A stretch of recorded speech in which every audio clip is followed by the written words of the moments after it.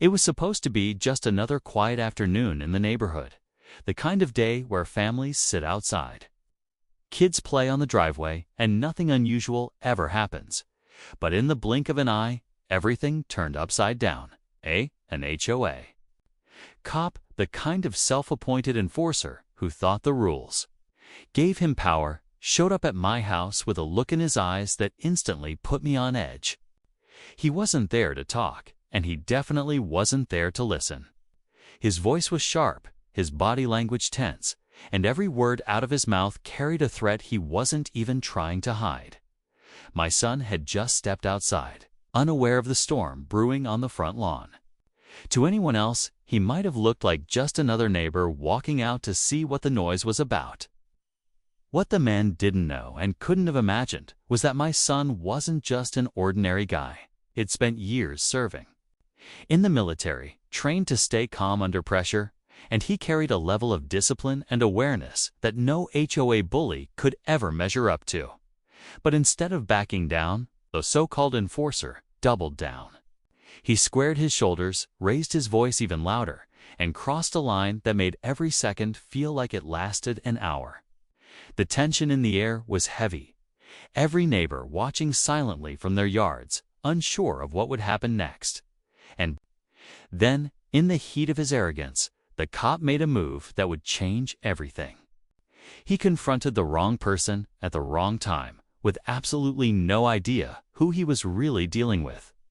The moment hung in the air. But to really understand how we got here, you need to know the history. This wasn't the first time the HOA had tried to push us around. For months, little warnings and petty fines had been piling up on our doorstep. They didn't like the color of our fence, the size of our flag, even the fact that my son parked his truck slightly outside the line. At first, we brushed it off, thinking it was just overzealous neighbors with too much time on their hands. But it slowly grew into something bigger. Something that felt less about community, rules, and more about control. The man who called himself the cop had been at the center of it all. He strutted around like he was the sheriff of the subdivision, showing up unannounced, barking orders, and making threats he had no right to make. Neighbors whispered about him, but most stayed quiet, afraid of being his next target. We didn't back down, and maybe that's what made us stand out. My son, after all his years in service, wasn't the kind of person to bow to bullies. Still, there was always an uneasy calm before each storm. He knew how to keep his cool, but I could see in his eyes that he never forgot his training. He lived with an awareness most people couldn't even recognize, a quiet readiness, as though every moment could turn into something serious. That's why, when he stepped outside that day, it wasn't just another confrontation. It was two very different worlds colliding, one built on fake authority and intimidation, and the other forged from discipline, patience, and real experience. And as the HOA enforcer stood there, puffed up with false power, he had no idea just how badly he had underestimated the man in front of him. The standoff between the so-called HOA cop and my son was more than just a single heated moment. It was the breaking point of weeks of pressure building up in the neighborhood. People had seen the way this man operated, but most chose silence over confrontation. Some even whispered that the HOA board encouraged him because he did their dirty work, intimidating families who dared to question their rules. To them, he was useful. To us, he was dangerous. From my porch, I could see neighbors peeking out behind curtains, some clutching their phones, deciding whether to record or call for help. Everyone knew this was different.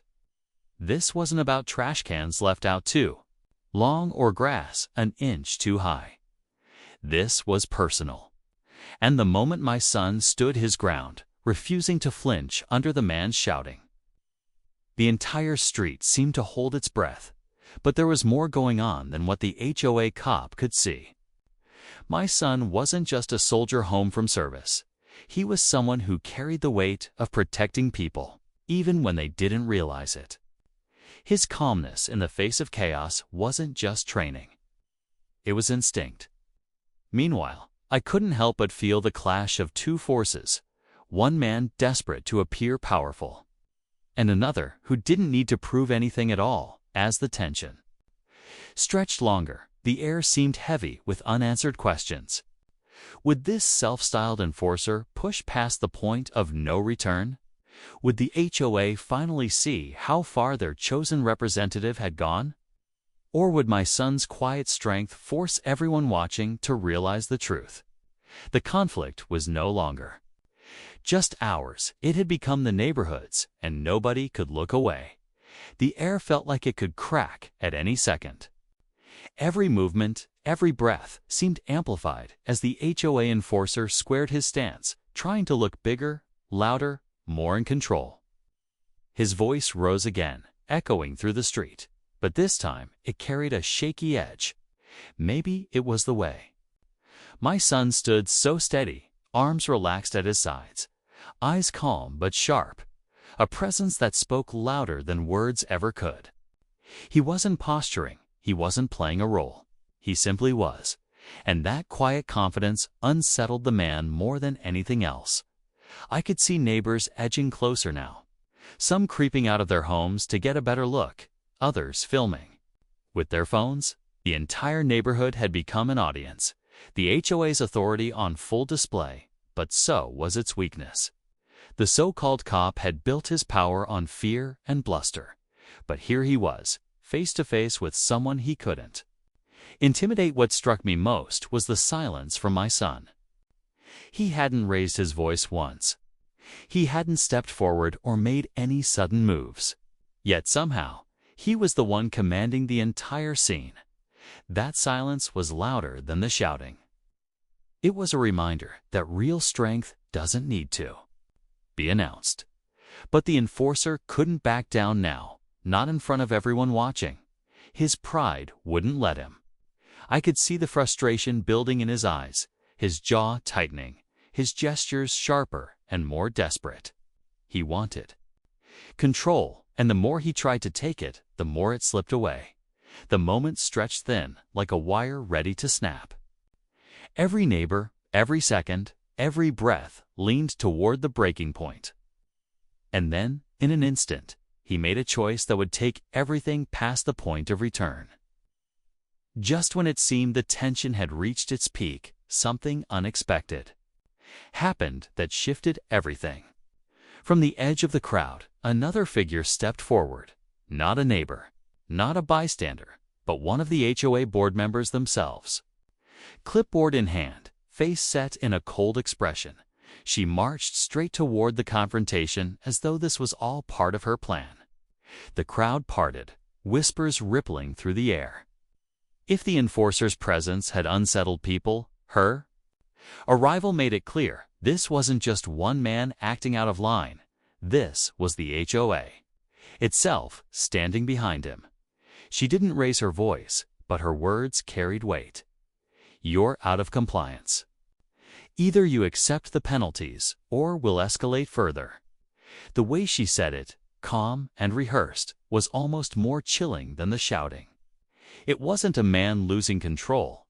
It was authority, calculated, deliberate, and now public.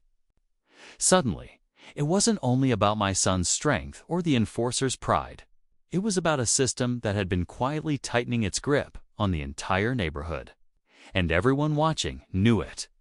The neighbors who had been recording suddenly shifted uneasily, realizing the story unfolding in front of them wasn't just drama. It was proof of how far the HOA was willing to go. And my son, still silent, still steady, understood something deeper. This wasn't just about us anymore. The board members' arrival meant the battle lines were wider than anyone thought. The enforcer's arrogance, the board's cold confidence, the neighbors' fear, it all collided in that one moment. The air grew heavier, the stakes higher, as the neighborhood realized this was no longer a simple dispute. It was the beginning of something much bigger, and it wasn't going to end quietly. The crowd was frozen in silence as the board members' words echoed across the street. The enforcer puffed up, emboldened now that he wasn't standing alone. He jabbed his finger toward my son, demanding obedience, expecting him to fold like so many others before. But instead, my son finally spoke, his voice calm, measured, and steady. "You've crossed every line there is to cross, and now it's all on record." He tilted his head slightly toward the neighbors who were still filming, and suddenly, the power shifted. The very people the HOA had kept quiet for so long were the ones holding the truth in their hands. The board member's confidence faltered for the first time. She looked around and realized the neighborhood wasn't just watching anymore. They were bearing witness. Whispers grew louder, phones raised higher, and, for the first time, the enforcer's shouting was drowned out by the sound of collective defiance. My son didn't need to raise his voice. The evidence spoke louder than anything he could say. Then came the twist no one expected. One of the neighbors, a man who had stayed quiet through months of harassment, stepped forward. He pulled out a folder, copies of documents, emails, and complaints that tied the board and its so-called cop to actions far beyond simple HOA rules. He had been gathering proof all along, waiting for the right moment. And now, with the whole neighborhood watching, he handed it over to my son. The enforcer's bravado collapsed. The board member's face went pale. The HOA's grip on power had been shattered not by force, but by exposure. The conflict ended not with intimidation, but with truth. Yet even as relief washed over the street, one question lingered. If this was only the beginning of what they'd been hiding, what else was waiting to come to light? The street slowly shifted from tense silence to a wave of quiet relief. Neighbors who had been frozen behind their cameras stepped closer, not out of fear, but out of unity. The enforcer, once so loud and overbearing, now looked small and powerless, as the truth settled over him. The board member who had strutted forward with such certainty could only stand there, realizing that their control had slipped away in front of everyone. The HOA's power wasn't in rules or fines anymore. It had been shattered by accountability.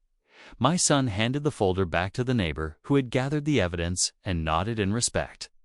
For once, the burden wasn't just on his shoulders. The community had found its voice. What started as one man standing against intimidation had turned into an entire neighborhood refusing to be bullied any longer. The people who had whispered in fear for so long were now speaking openly, their frustration and stories spilling out into the open air. In the days that followed, the board faced questions they could no longer dodge. With video proof and documents circulating through the community, the enforcer's authority crumbled, and his visits stopped completely. Families who once stayed quiet began pushing back, and for the first time in years, the HOA was forced to answer to the very people it was supposed to serve. Looking back, the moment that changed everything wasn't the shouting or even the confrontation itself. It was the decision to stand firm in the face of intimidation, to stay calm when everything around us pushed toward chaos. The lesson was clear. Real strength doesn't come from loud threats or empty authority. It comes from truth, unity, and the courage to say, enough. And that was the day our neighborhood finally did.